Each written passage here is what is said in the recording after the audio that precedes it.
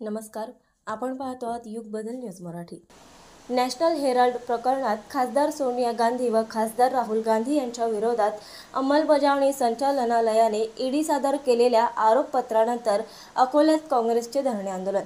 National Herald प्रकरणात काँग्रेस नेत्या खासदार सोनिया गांधी व खासदार राहुल गांधी यांच्या विरोधात अंमलबजावणी संचालनालयाने ईडी सादर केलेल्या आरोपपत्रावर अकोल्यात काँग्रेस आक्रमक झाल्याचे आज दिसून आले आहे।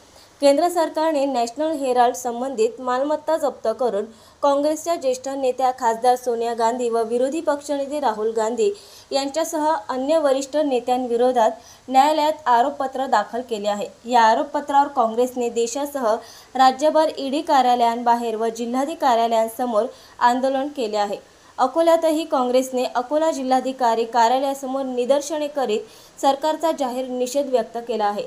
केंद्र सरकारने सूडबुद्धीचे राजकारण बंद करावे, अन्यथा पुढेही तीव्र आंदोलन करण्यात येईल असा इशारा यावेळी काँग्रेसच्या वतीने देण्यात आला। गुजरात राज्याच्या निवडणुका आणि राहुलजी यांचे दौरे गुजरातमधील आणि गुजरातमध्ये पंजा जो आहे तो कसत आहे राहुलजी तिथं जाऊन आणि त्यांनी प्रण केला आहे की गुजरात हे राज्य काँग्रेस घेऊन राहणार आणि त्याच्याच या धर्तीवर एक बदलेची भावना म्हणून दबाव निर्माण करण्यासाठी आमच्या नेत्या सोनिया गांधी आणि राहुल गांधी यांना ईडीची नोटीस पाठवण्यात आलेली आहे।